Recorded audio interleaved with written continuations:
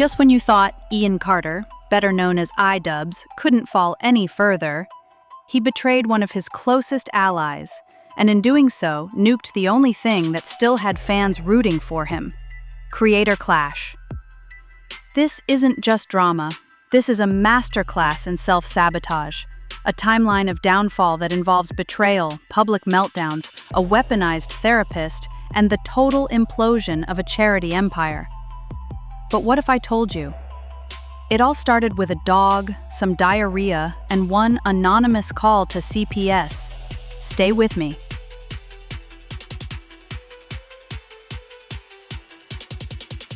At one point, Ian was the undisputed king of Internet Edge, the creator of Content Cop.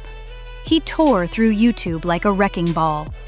Tana Mojo, Rice Gum, Keemstar, no one was safe.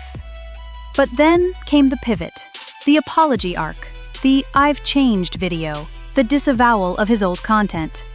He started to call his earlier work cruel. He blamed himself for fostering a toxic culture. And some fans respected the growth. But others, they saw it as weakness. And then he made it worse.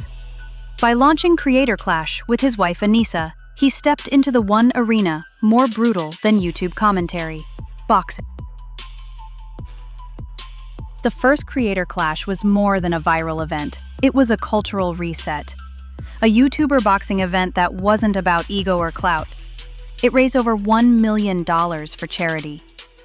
The production quality was off the charts. Fighters trained seriously. The crowd loved it. Ian was praised for his maturity, and Anisa was applauded for her work behind the scenes. But then came Creator Clash 2. Behind the glossy exterior, the pressure was mounting. Drama with Sam Hyde escalated beyond repair. Sam, who trained Harley Morenstein, was banned from attending. Ian allegedly refunded his $10K ticket money, despite it being a charity donation. Sam retaliated hard. He unleashed a barrage of content slamming Ian, mocking Anisa's OnlyFans, questioning Ian's manhood. What had started as a charitable venture began to feel personal, and that tension infected everything that followed. By the end of 2023, Ian wasn't just losing fans, he was hemorrhaging them. 700,000 subscribers vanished. Comments turned hostile, trust was slipping, but people still believed in the mission of Creator Clash. It was a good cause, a reason to stick around. Yet behind the scenes, the fire was already spreading. Travel stipends for fighters were quietly reduced. Experienced boxing coaches mysteriously left their camps. Veteran fighters like Harley were no longer responding to emails. And Anisa? She wasn't just helping organize, she was calling the shots. Fighters began to suspect that Ian wasn't in control anymore. Schedules were being rearranged. New rules appeared overnight. Communication with management became inconsistent and cold. Sponsors started hesitating. Organizers noticed drop-offs in enthusiasm. Creator Clash wasn't growing, it was rotting from within. Then came the limp announcement. The Creator Clash Twitter account posted the event poster for Creator Clash 3. No trailer, no hype, no heavy hitters like Ethan Klein or Harley. The fighter list was vague. The promotional artwork looked like a high school graphic design project. Ian made no accompanying post, no video, not even a tweet. Still, some fans bought tickets. Others donated, hoping for another miracle. But beneath the surface, something was broken. Fighters were stalling on contracts. Even confirmed participants were suddenly unavailable. Rumors of internal strife leaked to Reddit. One fighter anonymously claimed they hadn't spoken to the organizers in weeks. People started asking the question, is this thing even happening? March 2025.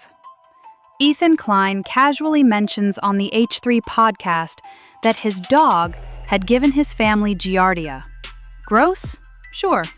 But criminal? Not even close. Still, within days, CPS shows up at his house. Why?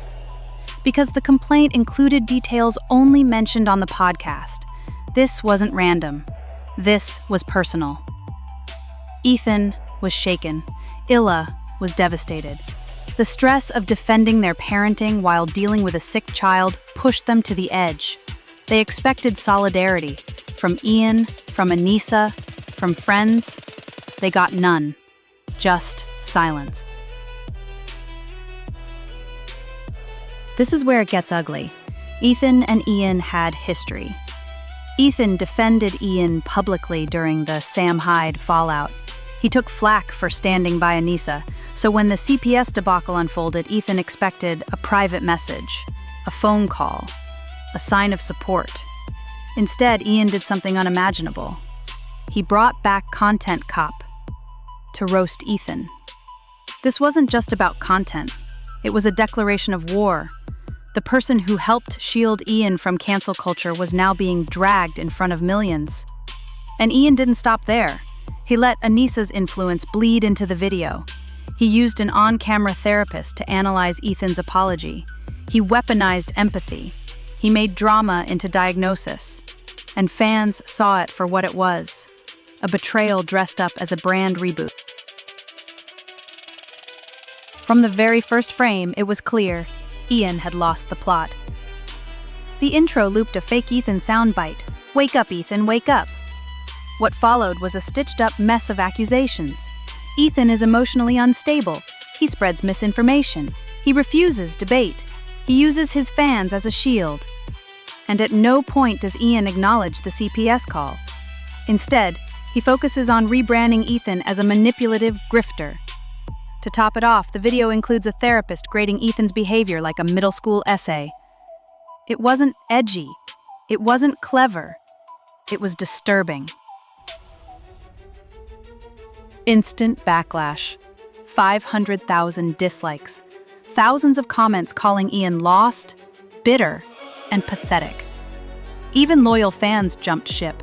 Twitter threads broke down every lie, every omission.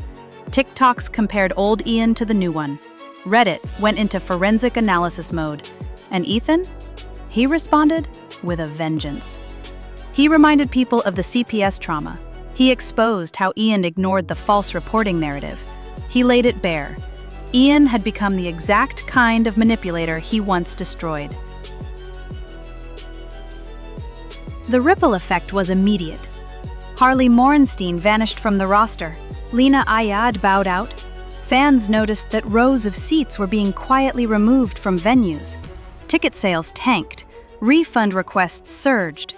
The organizers tried to save face with last-minute fighters. None of them bit. Fan confidence evaporated. Discord servers went dead. Sponsors pulled out. And Ian? He disappeared. Desperation set in. Ian uploaded a second video, a clarification, a spiral. He claimed Ethan was attacking him, blamed Reddit hate on astroturfing, said he was being targeted by a cult. Then came the big one. He justified the CPS call, called it reasonable concern, hinted that maybe Ethan did deserve it. At that moment, everything changed. The facade cracked. Ian choked up, stared into the lens, said he was tired. No message, no redemption, just burnout on display. Then the leaks started. Creator Clash wasn't just disorganized, it was financially compromised.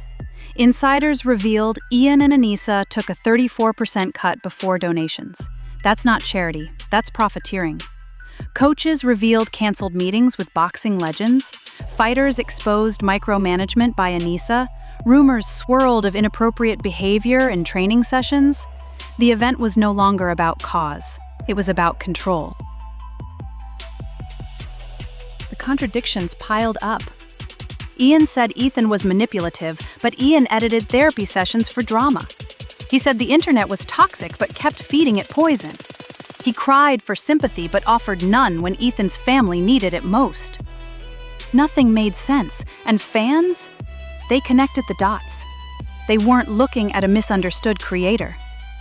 They were looking at a man lost in his own illusion. The final blow came quietly.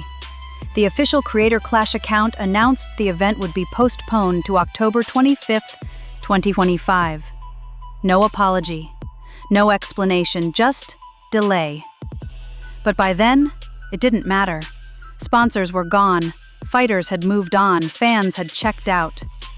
Ethan summed it up. This will make TanaCon look like the Tony Awards. He wasn't wrong. Ian could have salvaged this. He could have admitted mistakes, he could have honored the charity, he could have stood by his friends. Instead, he nuked it all. And for what? A few spiteful videos? A false moral high ground? The fans are gone, the fighters are gone, and the respect is gone. This wasn't just a downfall, it was deserved. Subscribe to see who falls next, because on this channel, we don't forget, we document, and we drag the truth to the surface, even if it stinks.